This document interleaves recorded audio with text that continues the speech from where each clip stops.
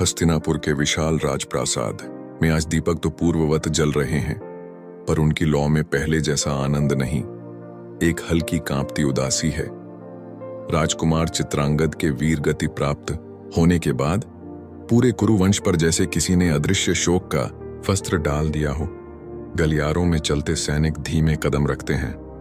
दास दासी फुसफुसाहट में बात करते हैं, मानो ऊंची आवाज भी किसी की स्मृति को चोट पहुंचा देगी। राज सिंहासन के निकट शांतनु गहरे मौन में बैठे हैं। उनका वीर पुत्र, जिसने रणक्षेत्र में अद्भुत पराक्रम दिखाया, अब केवल स्मृति बन चुका है। उनकी आंखें सूखी हैं, पर हृदय से उठती हूक पूरे वातावरण में महसूस की जा सकती है।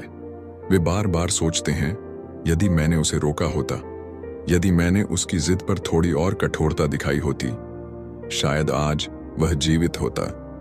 इन सब के बीच एक व्यक्ति ऐसा है जो अपनी पीड़ा को अपने कर्तव्य के पीछे छिपाए खड़ा है। वह है भीष्म पितामह। वे किसी को अपना शोक दिखाई नहीं देते, लेकिन चित्रांगद के बचपन की स्मृतियां, उसे धनुष पकड़ना सिखाने के क्षण, उसके पहले युद्ध का गर्व, सब उनके मन में चलचित्र की तरह घूमता रहता है।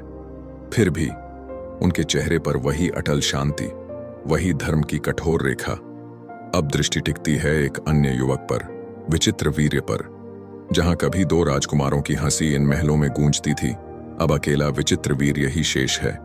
उसके कंधों पर अचानक एक ऐसे भविष्य का भार आ गिरा है जिसके लिए वह स्वयं को अभी तैयार नहीं मानता।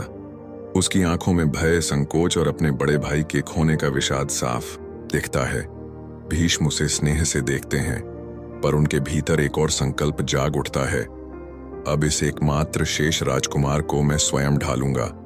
इसमें जो कमजोरी है उसे प्रशिक्षण से, जो भय है उसे विश्वास से बदलूंगा। अब यह अकेला नहीं, मेरी प्रतिज्ञा की छाया में है। धीरे धीरे राजमहल में फिर से दिनचर्या आरंभ होती है, पर यह वही हस्तिनापुर नहीं जहां दो राजकुमारों की टापों से आंगन गूंजता था। अब हर कदम पर यह एहसास है कि पहला घाव लग चुका है और आगे की राह और भी कठिन होगी। एपिसोड वहीं समाप्त होता है जहां भीष्म रात्रि के सन्नाटे में महल की प्राचीर से दूर क्षितिज को देख रहे हैं।